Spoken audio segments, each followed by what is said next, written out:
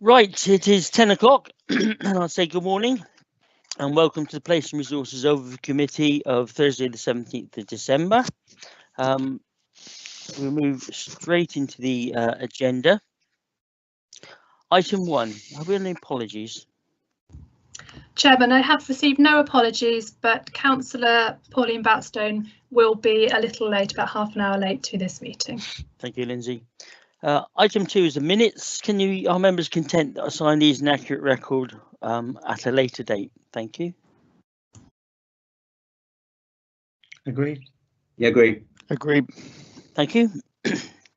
Item 3 is declarations of interest. Are there any declarations in the Code of Conduct? And I'll remind members that if they feel they are, if they think there is a declaration that's needed during the meeting, and please bring that up at that time and we will have it recorded. Are there any declarations of interest? I hear none. Thank you. Item 4 is Chairman's update, and I have nothing this meeting. Item 5 is the public participation. We did receive 2 statements from the Purbeck Transport Action Group and from Brenda Mustoe on behalf of Winthrop and East Knighton Parish Council. Those are on the website and will be made available on the minutes, and all members have had them for information prior to that agenda item. Item 6 is developing Dorsey's digital vision. We have a small presentation from Deborah Smart, Dr. Deborah Smart, who's the Corporate Director Digital and Change, and the portfolio holder, Councillor Peter Wharf. Deborah, if you'd like to kick that off, please.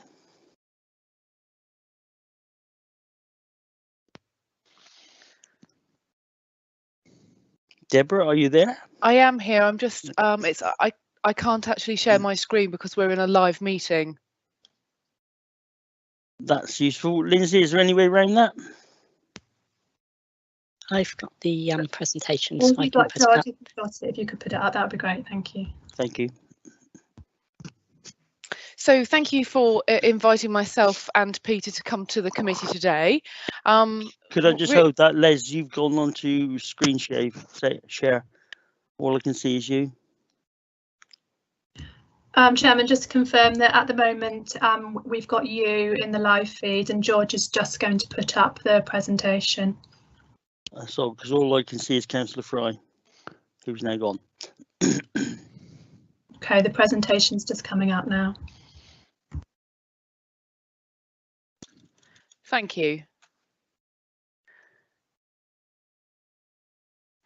So thank you for inviting myself and Peter to the committee today.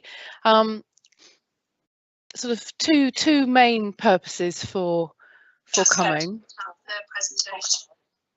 That's all, because all I can see is Councillor Fry, who's now gone.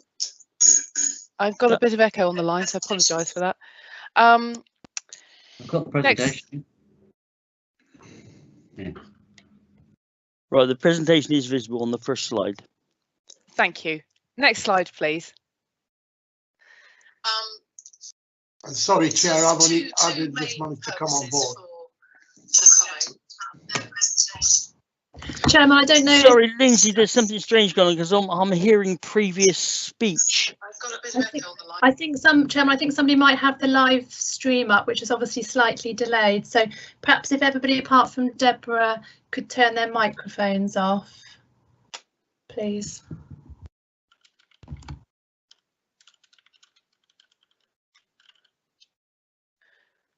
Thank you. So thank you for inviting us to the committee today to talk to you about the digital vision and developing digital for Dorset Council.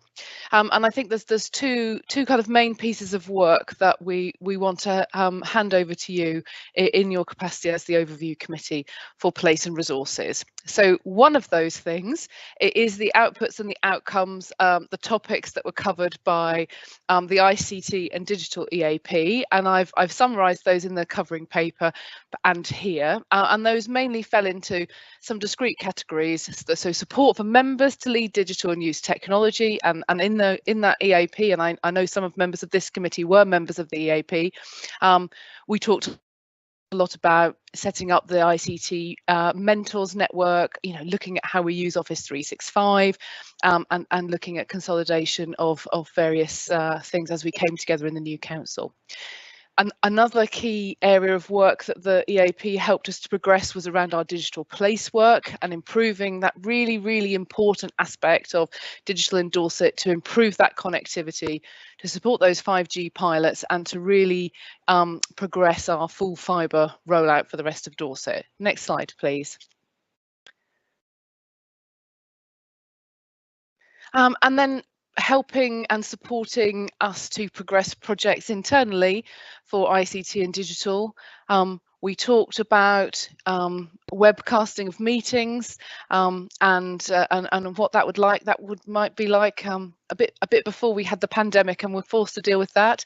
But again, support with the digital workshops, the digital projects associated with the customer platform, and progressing that and getting that real single front door for customers, and again helping us to define and decide some measures for digital. So that was the work of the EAP, and what we've done with some of that work and some of the other work that was ongoing as coming together with the new council is then marry that together with a vision for digital. Next slide, please. And that draft digital vision, which is attached to the papers today, really sets out what we mean by digital and what we aim to do. And we've discovered and described and looked at other councils and what they've done, and we've kind of chunked that vision up into the key enabling things that we need to work on in order to deliver that vision. So the digital skills and inclusion piece, very important, particularly as we're all working so much more digitally now than we were. How we design future services so that they are easy for people to use and they are digital first. What we need to do for our technology and infrastructure, building on that piece we've just talked about. How we use our data and intelligence to best effect, and what kind of culture and leadership we need to drive those things forward. So last slide, please. So over to you as the committee. We're seeking your input into finalising this digital vision. I'm particularly interested to hear if there are things that are missing. Have we got the kind of emphasis right? Are we balancing up the right kind of competing topics and enablers?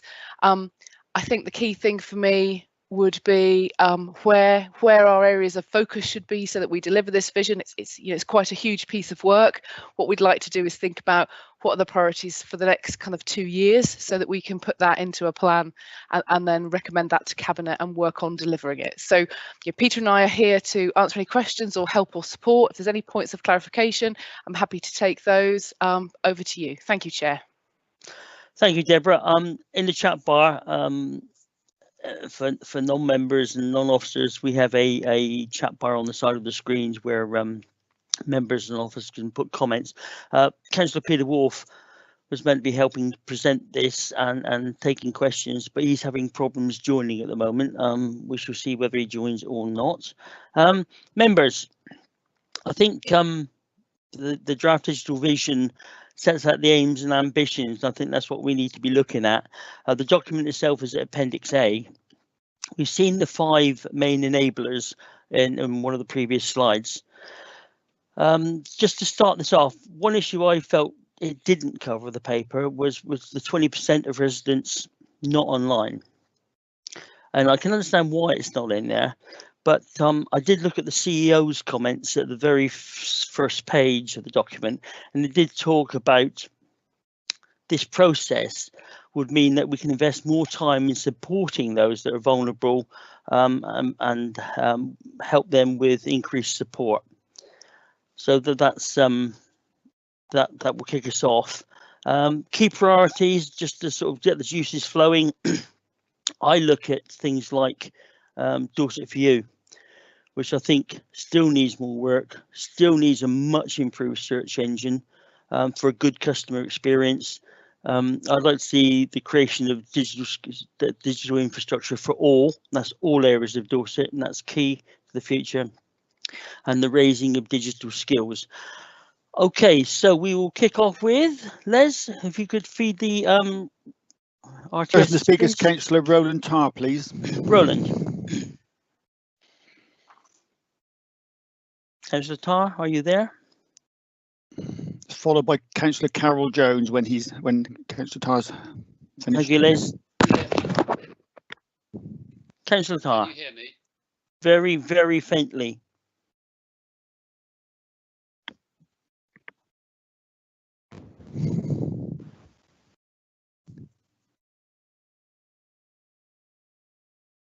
No, Councillor Tarr, nothing there. Okay, we move on to Councillor Jones. Thank you very much. One thing that there are two areas that I actually wanted to cover. One was, what measures are we going to put in place to see how successful this is over the next year, 2 years, however long this takes? Because there's lots of very good things about we will, you know, that things that should be done and will be done, but how are we actually going to measure that in terms of outcome? Because I think it's very easy for councils to put lots of nice platitudes in place, but I want to actually measure the outcome. And the other area, which is a little bit sort of different really, is this is all about connectivity. And I have to be honest and say that there are areas within the council that I don't think are connected properly. And I don't know whether this will cover that or not. So I am talking specifically about things like children's services, children who become 18 and go into adults, and we still seem to be completely disconnected and not talking to each other. And I don't know whether this will actually cover that, because I think if we're looking to connect properly, we have to connect internally properly, and I don't always think we are. Thank you. You're muted, Chair. That's interesting. I wonder how that happened. Anyway, yes, thank you, Carol. There's some really good points there. If you remember right, the monitoring process will be going to scrutiny for most of these things. So we need to liaise with the scrutiny chair. But either Councillor Wharf or Deborah Smart, are you there to answer those questions? I am. I can come back. So I'm really happy that we put some measures in place. We do actually have some performance measures already that that get reported through the corporate framework. But I think really what we need to do here is, once we've agreed on what these priority areas are, absolutely have clear measures against those actions, so that we can, as you say, report to scrutiny that we are delivering them. I'm more than happy to do that. I'm more than happy to think about improving the emphasis on the 20% that don't have access. I think we've tried to cover that in the sense of getting the connectivity piece sorted out, but then also with the digital skills. That's something that colleagues in the service are very passionate about. If you've heard Penny speak at all about the work she's been doing and the work of the digital champions, but again, happy to perhaps emphasize that more. And I think the last point about connecting services, and this might be just the way we've explained it and not explained it very well, that is for me the bit about future services and redesigning services with digital at the heart. So we're using digital to connect those pieces of the council together. It is a way, the way that we've been approaching this, and as other councils have done, is a bit like starting again from scratch and saying, well, how could we make this service work better and make it digitally enabled? So again, I think we could draw that out to make it clearer. Happy to take those things on board. Thank you. Thank you, Deborah. That's excellent. Councillor Wharf, did you want to come in at any of those points? Thank you, Councillor Turner. Apologies, I had great difficulty getting in, but I heard all the presentation on my mobile, so that was fine, which I had obviously agreed with Deborah some time ago. Two comments. One is Councillor Cocking's comment on connectivity.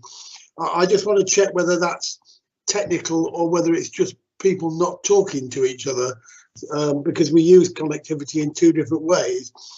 If there is a problem with connectivity technically within children's, between different areas and different departments, then we need to take that back to the children's director and the children's cabinet member, and happy to do that, but I think you might want to do that directly. In terms of the measurement, I couldn't agree more. We're introducing a performance measurement and management system, and we need to have some very high level measures for what you as a shaping committee think are really important. And I think you need to start thinking about setting those, and we can put those into the system, and then we'll go down into detail to try and work out what it is detail needs to be able to make those high level ones achieved. And as always, people often say, well, we need to be better at it, but we actually need to put some numbers on it, and we need to have proper smart objectives. And the answer is, I'm not sure. Deborah and I discussed this at some length before the presentation.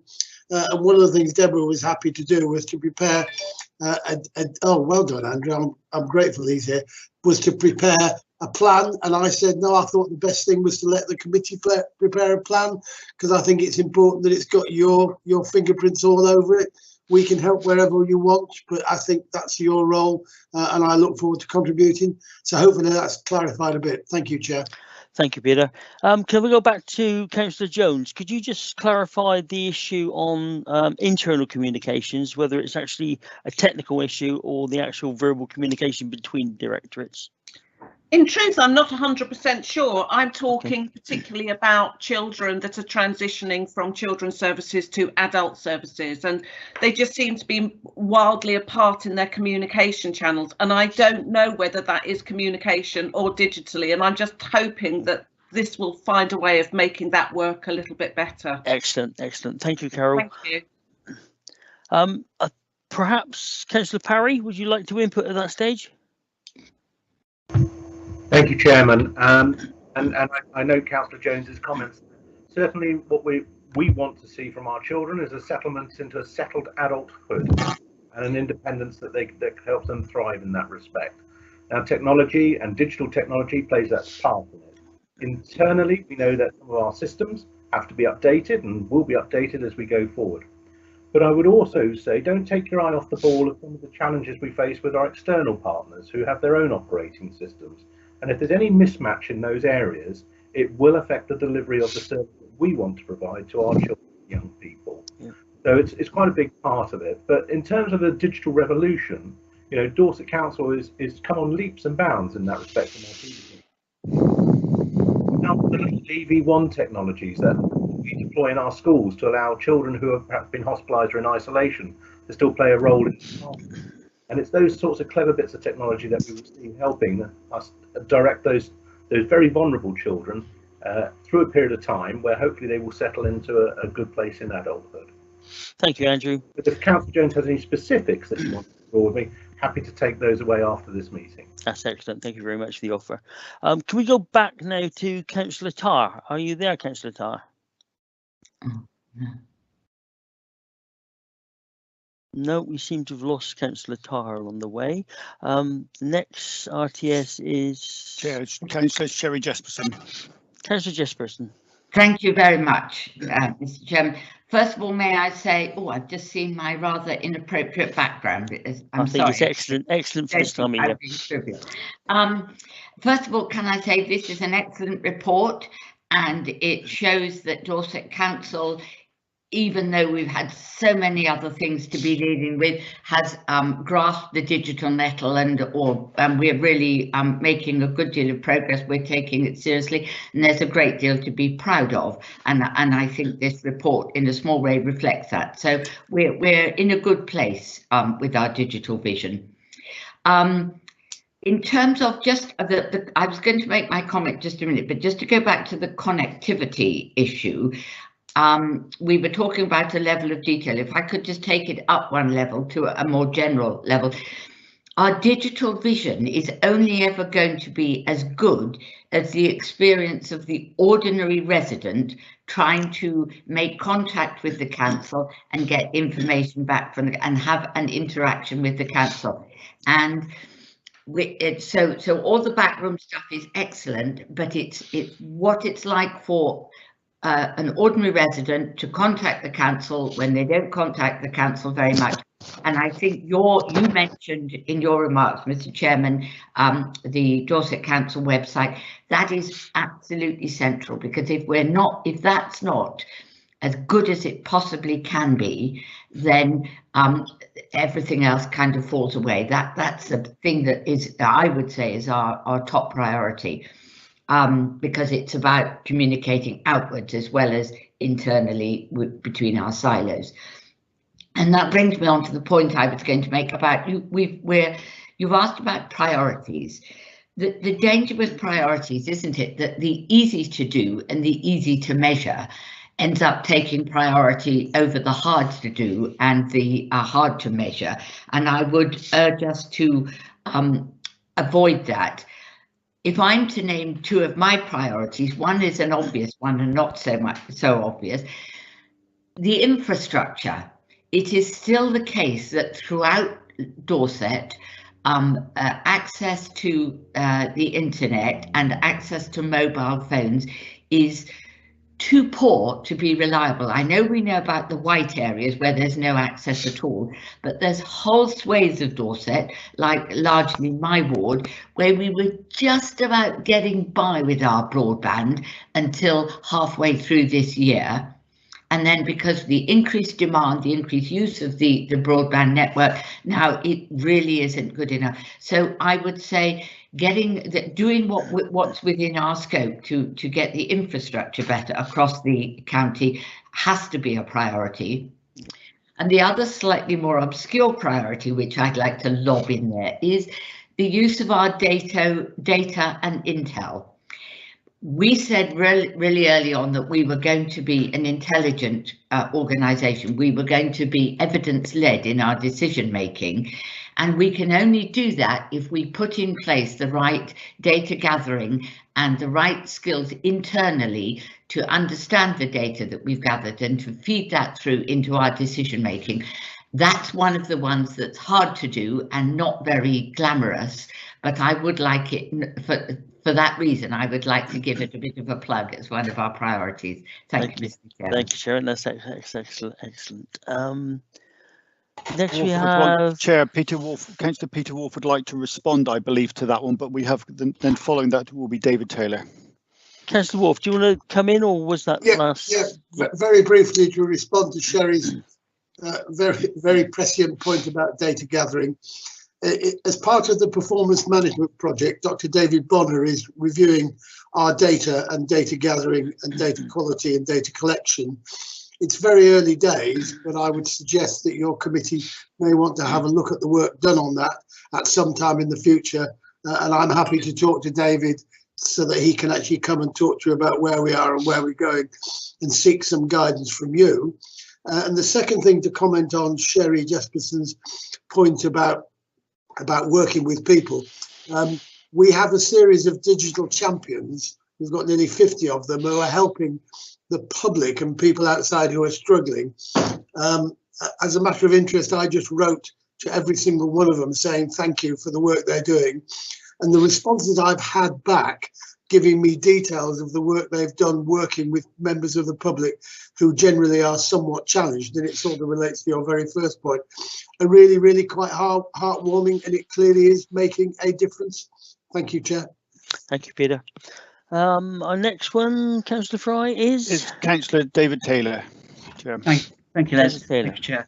It's basically an observation, much to the same of Sherry said, but the annoyance that we have, like, for example, I had an 8-hour meeting yesterday with the Foster Selection Committee, and I used a thing called Shared File, which we go to get our cases, and it keeps dropping out, freezing, locking up. And it's so annoying when you're in the middle of a case to actually get in there. But it's just, do we have, you said you've got 50 digital champions.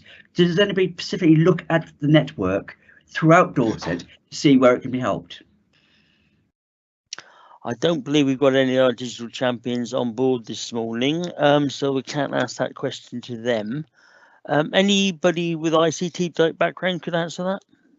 I can come in from the point of view of both internal network monitoring. I'm aware that the IT operations team do network monitoring and do take account of that. So if you are having a particular problem, do report it through to the IT help desk if it's about internal connectivity. And then from the point of view of connectivity across Dorset, the digital place team do have extensive knowledge of where the not spots are, where the poor spots are, and where we're lobbying to get that funding in to get that coverage improved. So if it's an internal system that you're struggling with accessing and it's dropping out, please do report that to the help desk so that they can try and help you with it in case it's a specific issue. Yeah, we have actually reported it on many times, but the things that is quite galling is the fact it's like one of my colleagues lives in Poundbury, and when we're having a meeting, you can't get on the meeting. It's just like for Poundbury, new Poundbury to be black spots. It's just very strange. And it's just about making aware. But I mean, the thing is that it's quite annoying when we sat for nearly 8 hours on a meeting to try and get in and out all the time. Thank you, David. I think we've got that message clear. Yeah, thanks a lot. Thanks a lot. Next one is Councillor Ryan Hope, Chair. Councillor Hope. Yeah, thank you very much, Chair. First of all, I'd like to say how welcome it is to see this paper, because I think it's important that the council does embrace, the 21st century and pushes forwards with its digital vision. A lot of that work, as we've already recognised, has been accelerated because of the pandemic this year. Who would have thought 12 months ago we'd be having meetings in this forum? But this meeting in itself does demonstrate the issues with Digital Dorset. We're already dropping out and lost a councillor who wishes to take part in this debate. So to really emphasise on comments already made this morning, we do need to look at the infrastructure available before relying completely on digital way forwards. I think the other thing I'd like to comment on is the 20%, and how do we measure success in supporting that 20% to gain access to the same information the rest of Digital Dorset has. Yeah, thank you, Ryan. I think that will take place under the normal monitoring process anyway. I don't think any of us want to forget that 20%, but it does mean that we can improve the digital infrastructure, improve all the issues we've mentioned this morning, that we'll have more time to spend on that 20%. I think that's key to a lot of this. Councillor Pothecary. Thank you, Chairman. I'm probably just going to reiterate what several other councillors have said. Before I start, I am impressed by the work done on this issue so far. And I do believe our digital champions are doing a very good job. But rather like your opening statement and other comments, I am concerned about digital access for and connectivity for hard to reach areas. I also feel that Dorset for You could have a very good look at. I don't think it's fit for purpose, actually. It just, people get terribly frustrated on the site because it's not very user friendly. Thank you. No, I'd agree with that. Absolutely. There's been a lot of changes to Dorset for You recently, and it is vastly improved, but it does need a lot more work. Could I just test if you can hear me? It's Roland. Roland, yes, oh, we can hear you. Come in now. Well, I won't. Everything I wanted to say has been expertly said by other people, so I'll go quiet now. That is excellent. At least you're with us. Thank you. I think that's all the rights. Oh, I've got Councillor Hope up again. Yeah, just Chair, within the recommendations, we're obviously looking at key priorities within this piece of work, and I think, given what all members have said here, I think connectivity and obviously the network and infrastructure needs to be a priority within this plan and the work frame going forward. Yep, understood. Yeah, I agree with that totally. If there's nobody else wishing to speak, I would just mention the very recent 5G plan for the coastal strip, which is coming in with buoys, I believe, to actually produce a 5G signal. So that's going to be quite an interesting way forward in the future. Just going to the recommendations then. The first one is review the work of digital and ICT, which I think we have done. 2 is the supports the development of the digital vision, making comments and suggestions. We have done that. I would also reiterate what Sherry said. It's an excellent document, excellent draft document. 3 is highlights the potentials. Now I picked up 4. One is Dorset for You, which requires a lot of work, particularly with search engines, to ensure a good customer experience. 2 was the create a quality digital infrastructure for all. I think that covers most of the points. The raising the digital skills, which I mentioned at the start, and obviously this use of data and intelligence, whether we can ensure we have this internal skills to make that happen and improve that that service. If members are content with that, or would like to add something to that, please let me know. The fourth recommendation is basically review the final version at a later date, and I can see no issues with that at all. So if members are content with those four recommendations and the comments I've just made, can we have a proposal and seconder, please? Mr. Chairman? Yes, Sherry. I'm not getting my right to speak in time. The other priority, I think a number of members mentioned, was the 20%. So we talked about improving the infrastructure for all, but another priority was that we pay special attention to the 20% who are not connected, because many of those people, it's not an infrastructure matter, it's about other matters entirely. So that's a kind of, may I add that as another priority? Yeah, we certainly can, but it is actually mentioned in the CEO's briefing at the start of the paper. Beg your pardon. I stand corrected, Mr. Chairman. And that's fine. No, we can certainly emphasise it, because I feel it's hugely important, absolutely hugely important. Okay, can we have a proposal and secretary for that? Those four recommendations, please. Chair, I'm happy to propose that. Proposed by Councillor Fry, seconded by. I'm happy to second, Chair. Carol Jones. And seconded by Councillor Jones. All those in favour? Aye. Aye. Aye. That is carried. Thank you very much. Right, moving on to item 7 on the agenda, which is the 20-mile-per-hour speed limit. We've got Michael Potter, who's road safety team leader, giving the report. Michael, over to you. Yes, thank you, Chair, and good morning, everybody. Thank you for inviting me along today. It was requested by this committee that a report be presented regarding the approach to considering or setting 20-mile-an-hour speed limits. The report provides an overview of the key principles of Department for Transport guidance for setting speed limits, and our current approach is to follow this guidance. This is the same approach adopted by all local highway authorities across the Southwest region, and it's believed that this is common practice nationally as well. This was, for the Southwest region at least, this was confirmed at a recent regional meeting of Southwest traffic managers. This meeting took place on the 2nd of December.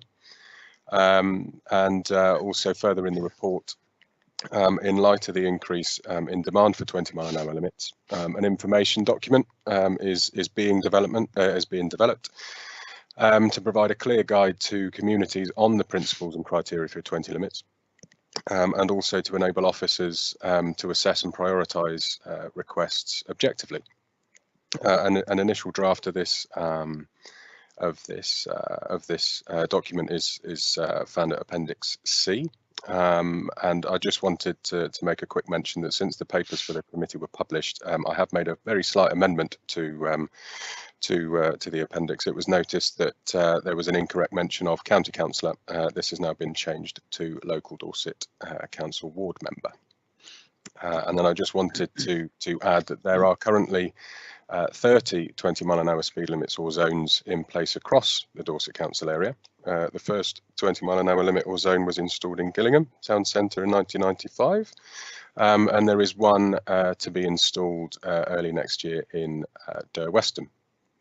And then I will leave that open for discussion and any questions that you may have.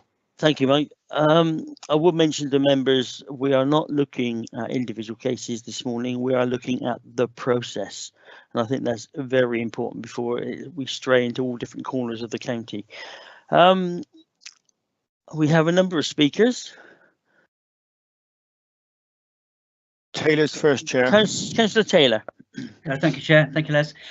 It's just an observation which I hope you can take on board.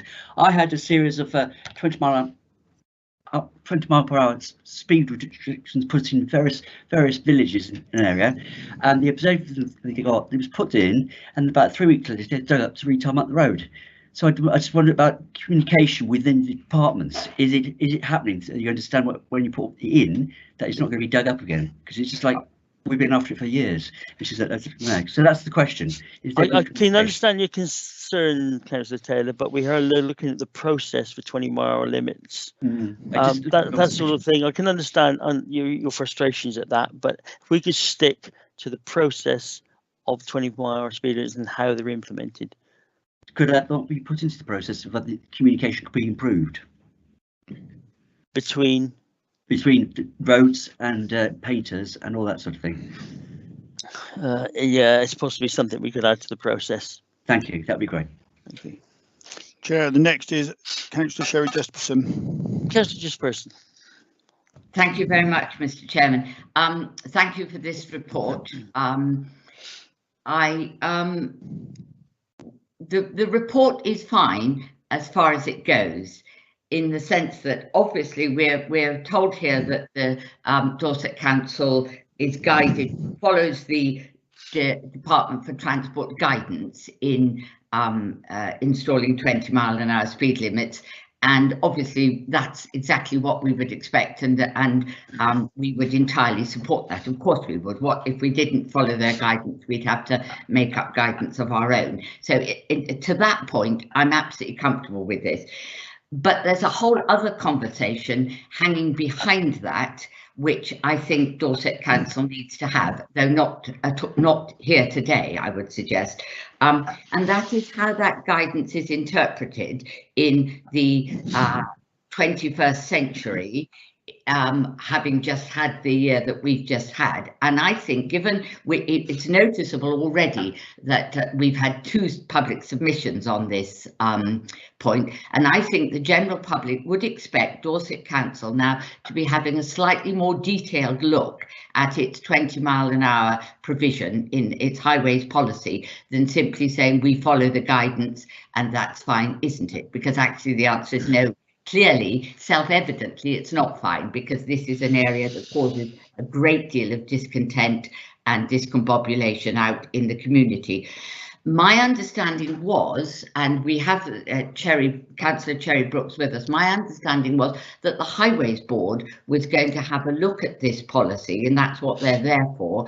And the Highways Board would then, should they think that any recommendations were, changes were recommended, would send that back to this committee.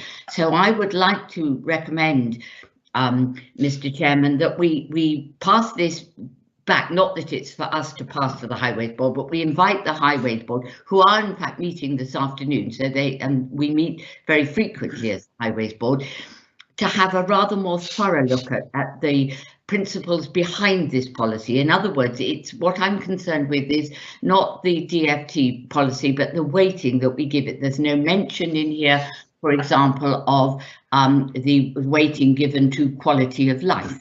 The weighting is given only to accidents that cause injury. Now, our public would expect us to be giving some consideration to accidents that happen frequently and cause damage to property.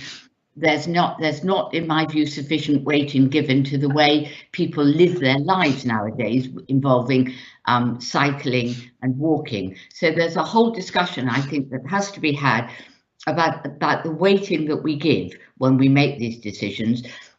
And I do think the public would expect us to be having a much more thorough look at that. And so I would recommend that we hand this back to the Highways Board, if Councillor Brooks is willing to do that, and let them have a jolly good look at it. The Highways Board could, of course, if they so choose, invite 1 or 2 very keen members from this committee to join that conversation, because that's in Councillor Brooks's gift, and then come back to this committee with a slightly more revised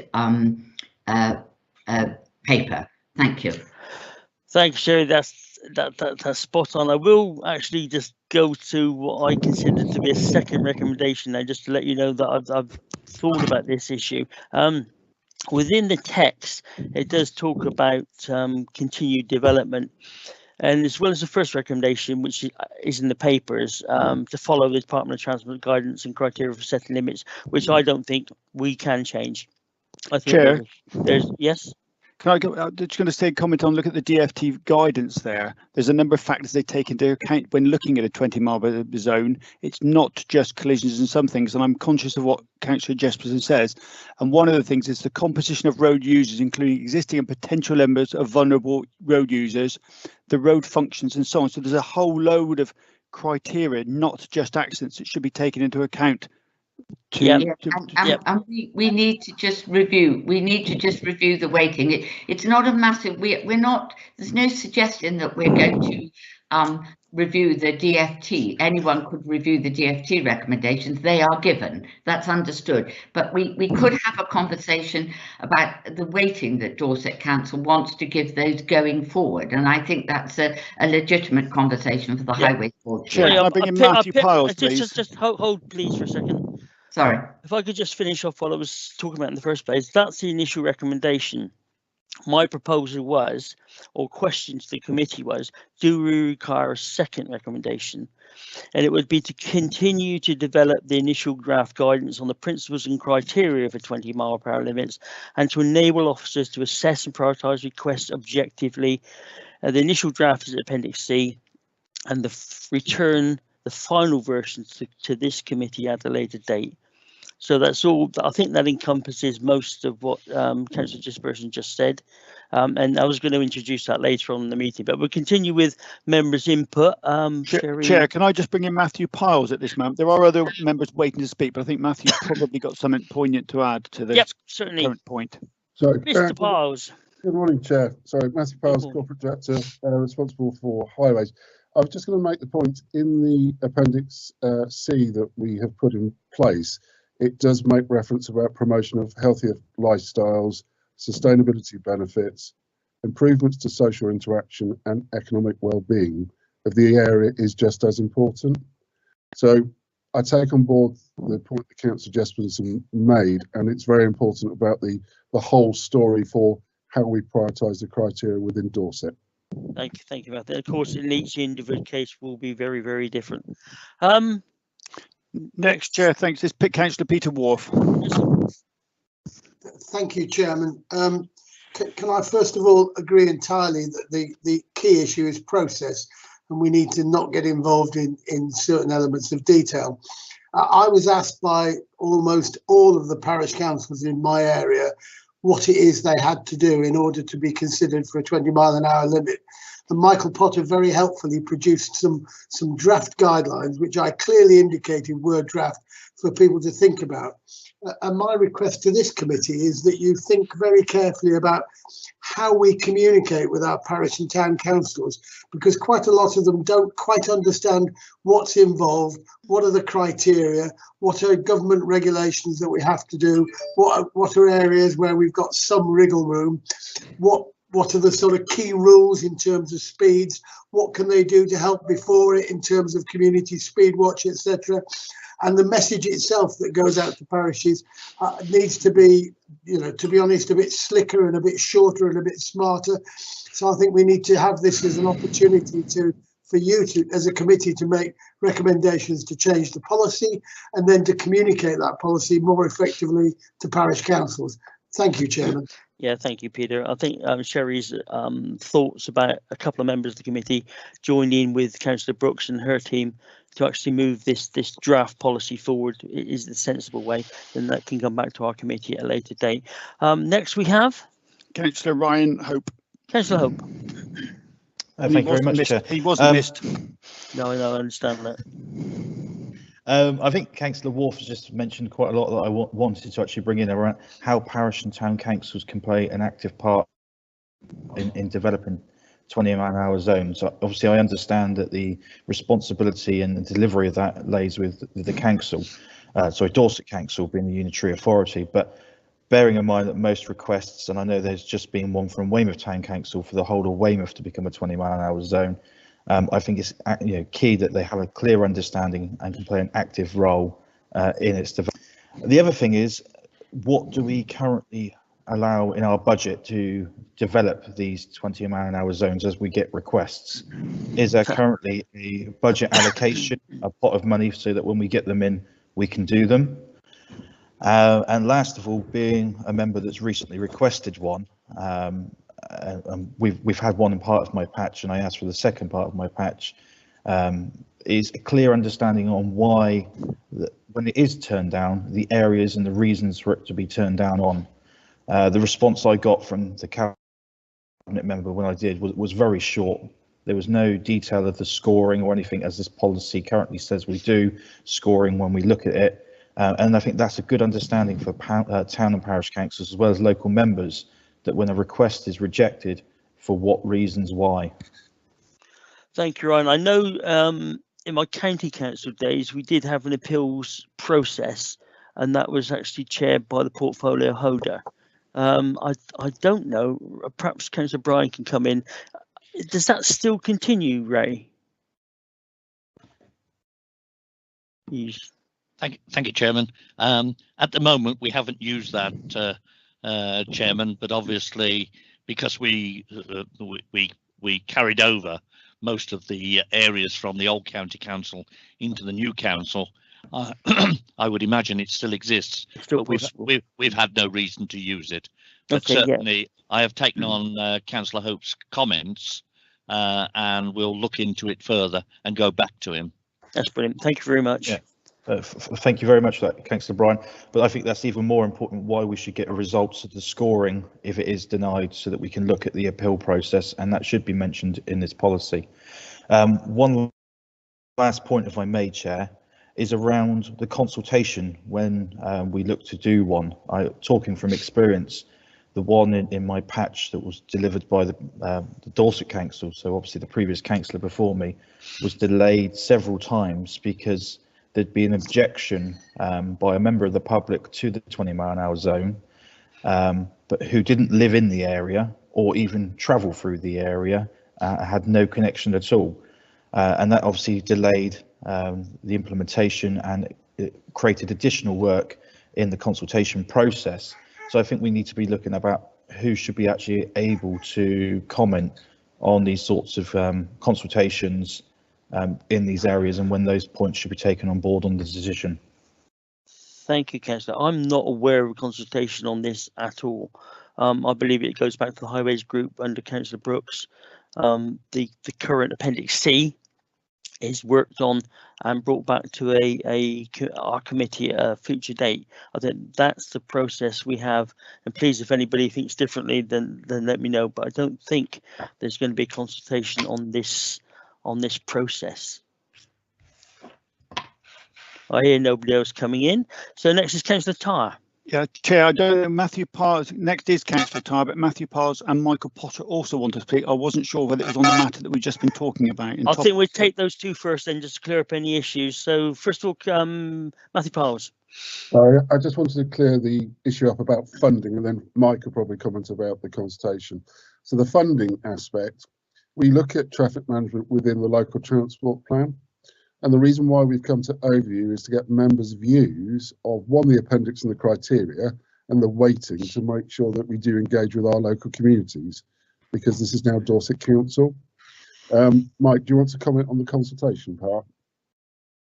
Yes, thank you, Matthew. Councillor Hope, I believe you are referring to an area of Westham which has recently had a 20-mile-an-hour zone or extended from an existing zone. Now, the consultation process that we had to go through for that was a statutory process. That was more to do with the actual advertising and making of the legal order that sits behind all speed limits. And that is a process that we have little control over in terms of who we can and can't take views from during public consultation. It is open to the public at large, for want of a better way of saying it. So I'm not sure if that doesn't necessarily answer your question in terms of the situation, but we have to take all views that we receive into account during public statutory consultation as part of speed limit order process. Okay, well, that just clarifies that, because when Councillor Hope mentioned consultation, I thought he was looking for some broader consultation across Dorset, but each individual case, yeah, I can understand that. Okay, Councillor Tyre. Sorry. That's correct. Councillor Tyre. I'd like to second everything that Councillor Jesperson said at the beginning of this discussion, that this report does not put the emphasis where it should be. The emphasis should be on the things which Matthew Piles has just covered for us. We want a good environment for the villages to live in, we don't need, the idea that we have to have bodies or accidents to justify a 20 limit is totally out of date. And the experience of this past year has shown that people can go and teach their kids how to ride a bike or to walk in the streets. During the lockdown, we could see the streets coming into life with families, and we've seen it in the areas which have been cleared by the highways team, the excellent work they've done, clearing areas of cars where people have taken over, and we should be looking at it from that point of view. And I think this report does not reflect current thinking on the whole matter, and I would like to second Sherry's Jesperson's proposal that we do take this back to the Highways Board and make revisions which reflect what Matthew has just said and what's being said about the report in general. It does not reflect it. We can comply with the ministry guidelines. The emphasis in this report is wrong. Thank you, Councillor Tarr. It was already noted that Appendix C, the draft document, did have elements of that in it.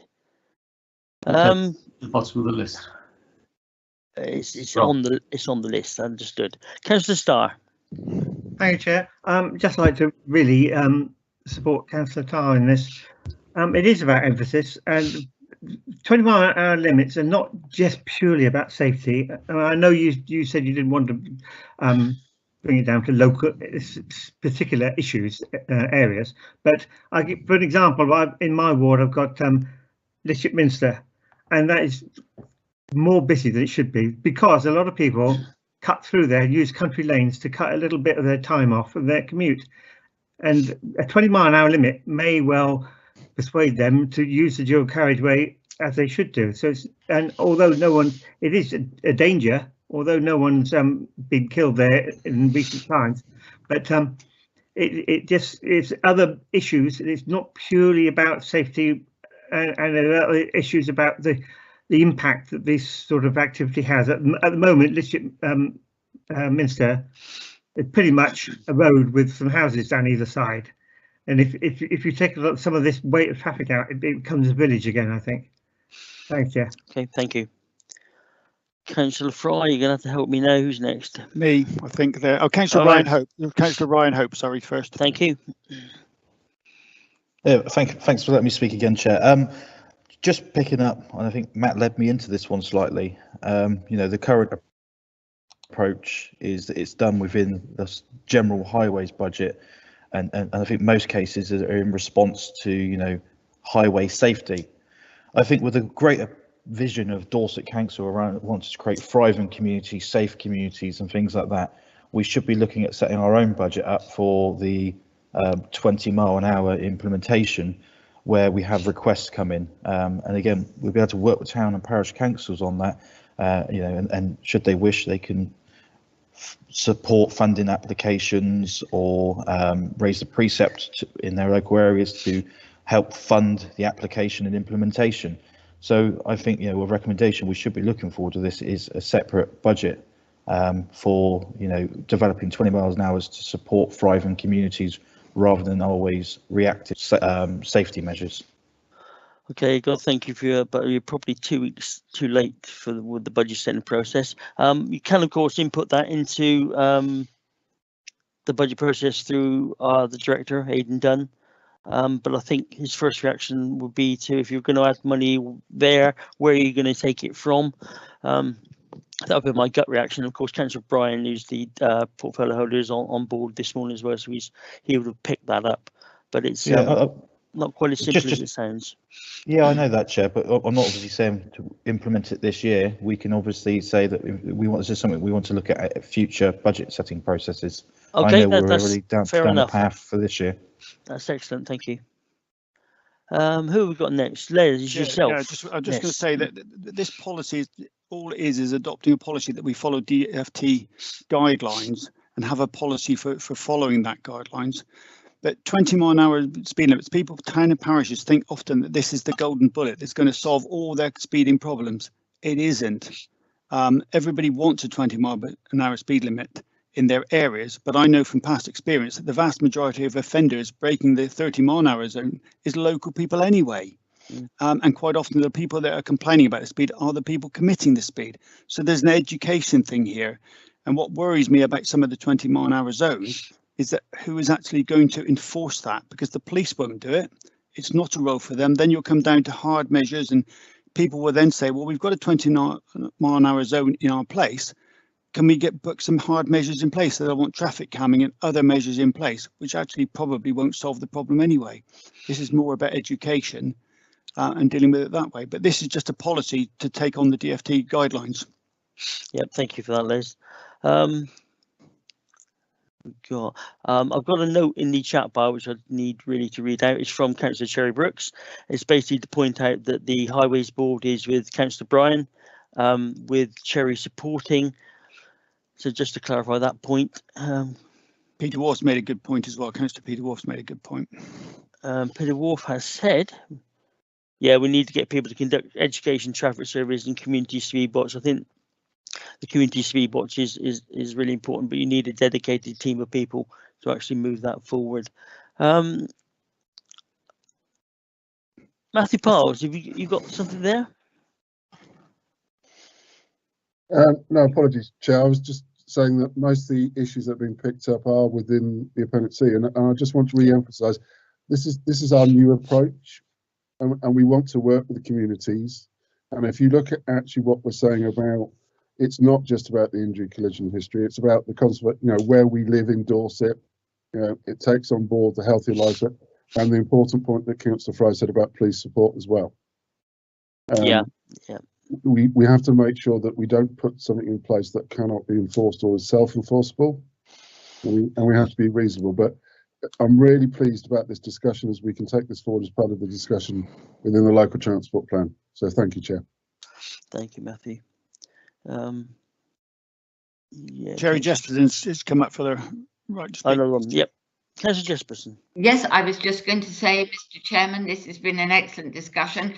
Could I now propose a combination of your proposal and mine, which is essentially that we refer this back to the Highways Board for the Highways Board to look in more detail at specifically at the weightings and the Appendix C.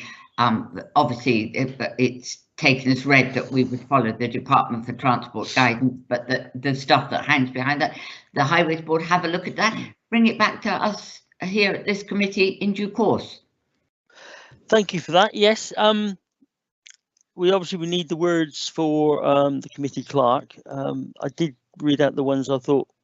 Just bear with me. This second one, which I suggested, was to continue to develop the initial draft guidance on the principles and criteria for 20-mile-per-hour limits, and to enable officers to assess and prioritise requests objectively.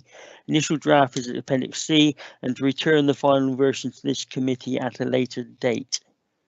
Does that cover? Yes, it does, except that it doesn't reference specifically the involvement of the Highways Board, which I think would be helpful, because they're the best people to do it. Objectively, free to prioritise requests objectively through the Highways Board.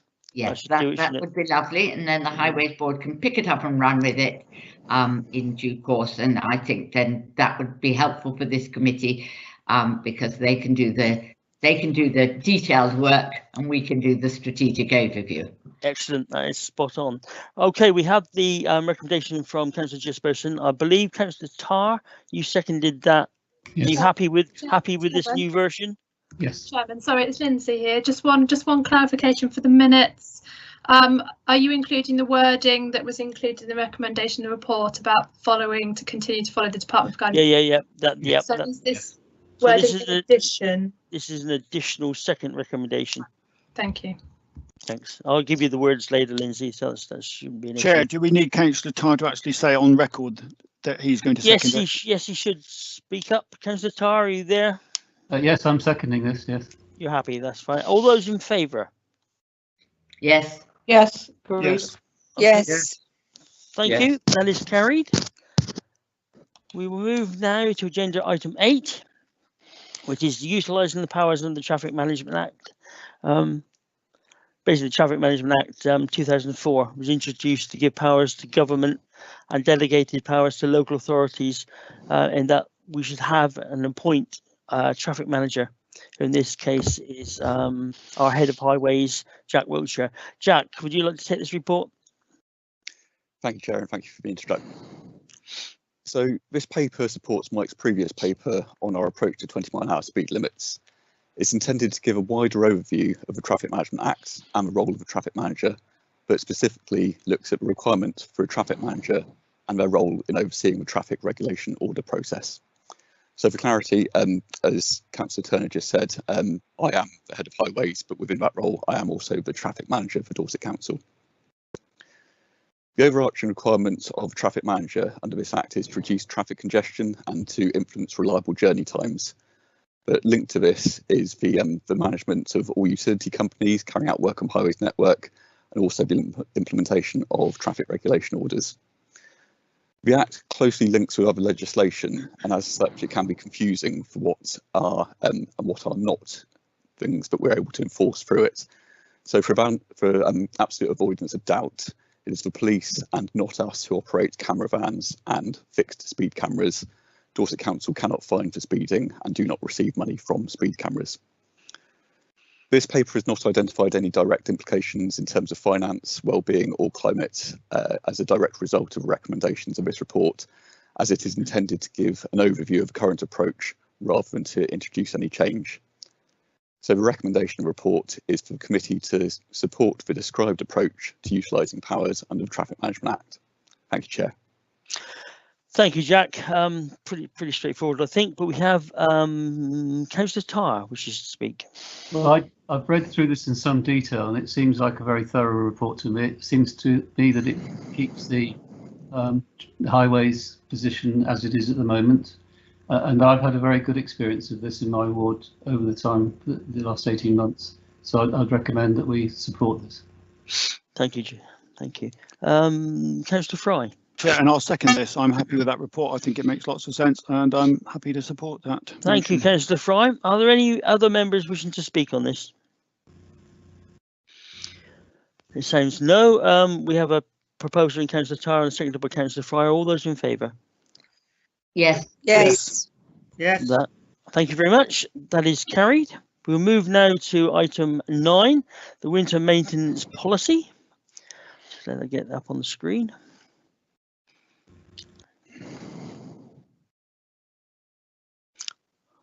Thank you. I believe the officer reporting is Michael Westwood and the portfolio is Ray Bryan. Michael.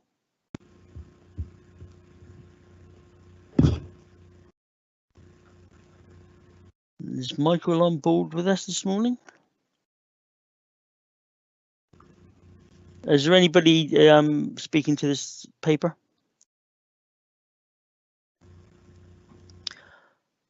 It's all gone very quiet. Okay, I will kick this off.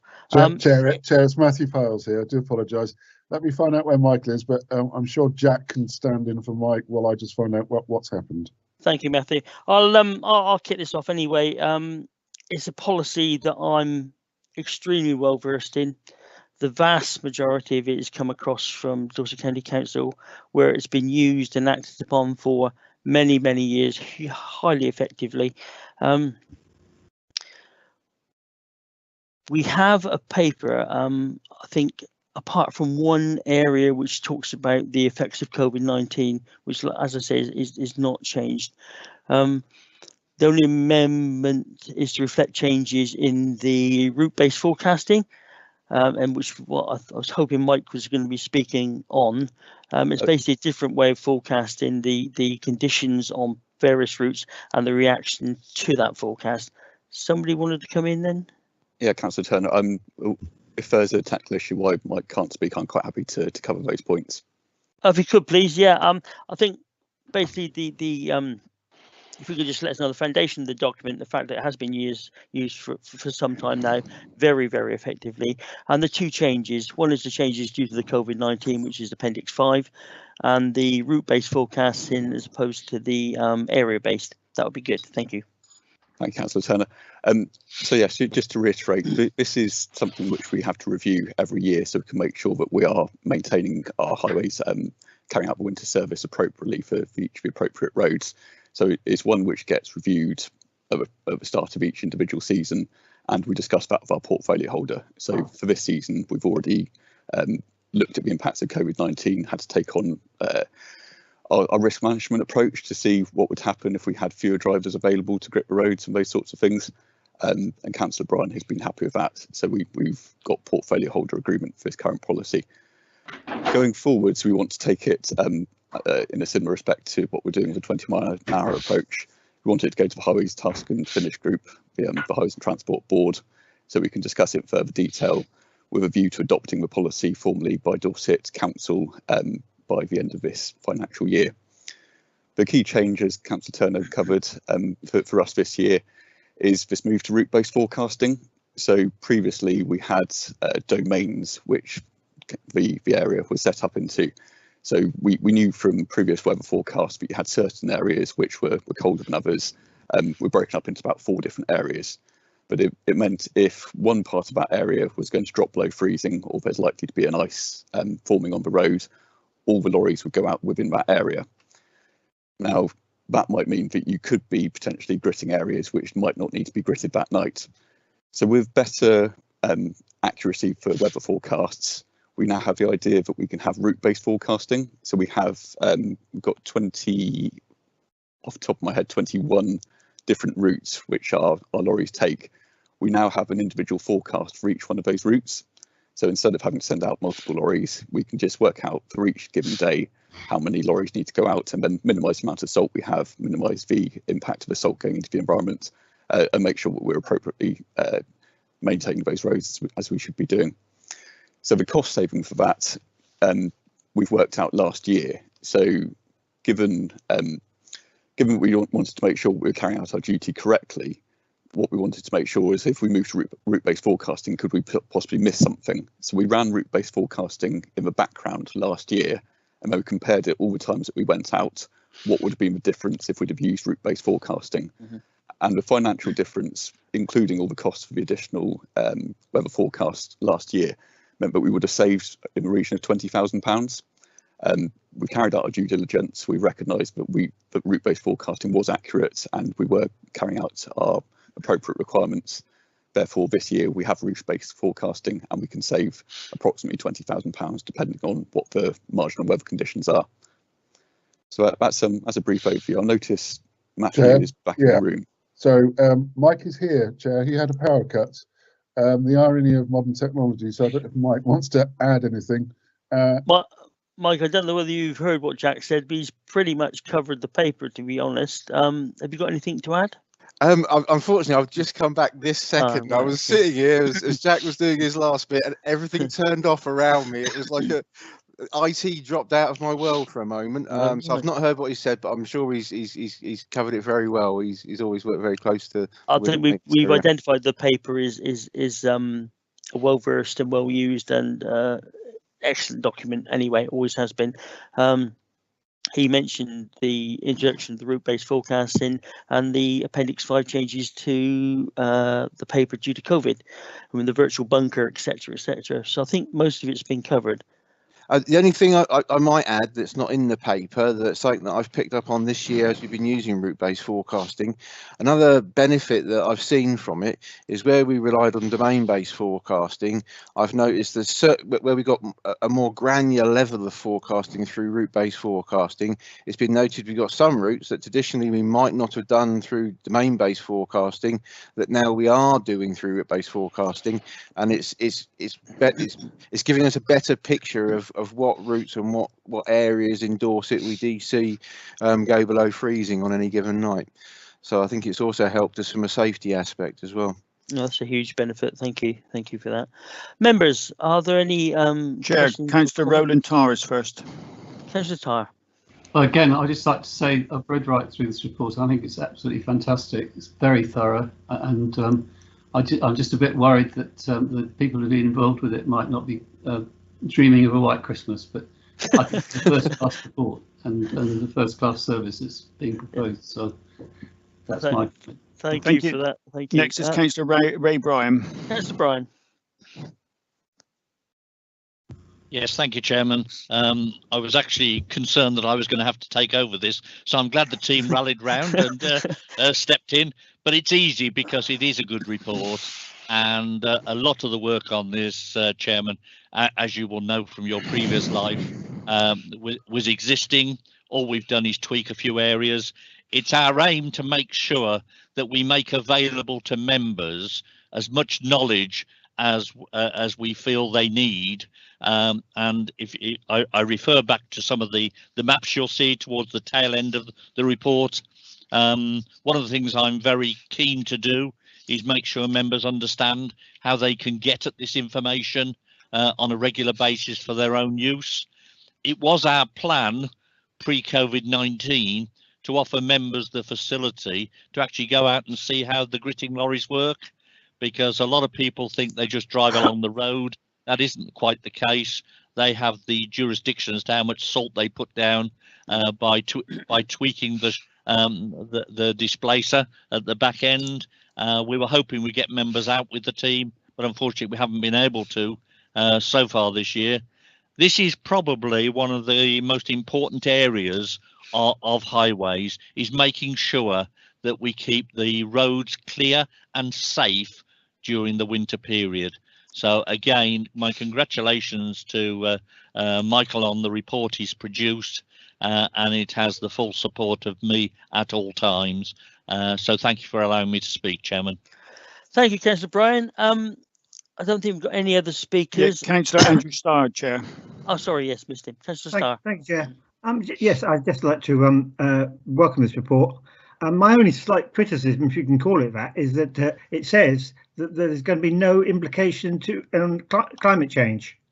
But I suspect actually this will be a good move in that direction as well, because you won't have lorries going around all over the place, carpet bombing us, if you like, the area. You'll be much more specific and much more efficient in every way.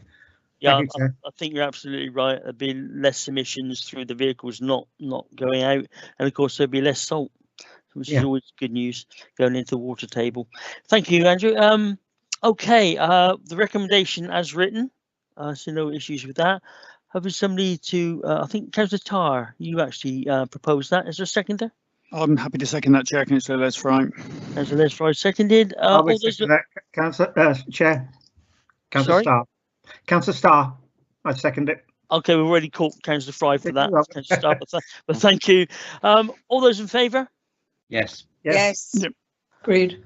Thank you. That is carried.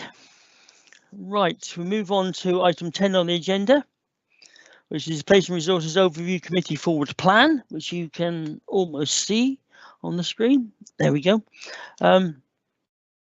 Just for noting, I have asked Cabinet members for thoughts and prioritisations of the priority library. We are continually looking at that priority policy library. We've met with the chairs and vice chairs of the Overview Scrutiny and Audit and Governance and David McIntosh to discuss the Dorset Ways workplace, which will probably be coming to us at a later meeting. I've got a meeting with John Selgren, the Director of Place, on the 7th of January to discuss and help populate the forward plan. And as always, members, if you've got items to bring forward, always welcome. Are there any questions on the forward plan? I hear none. Are we happy to accept the forward plan as is? Yes, agreed. Yeah. Thank you. Yes, Chairman. Thank you. Agenda item 11 is urgent items. I have none. Item 12 is exempt business, and I have none.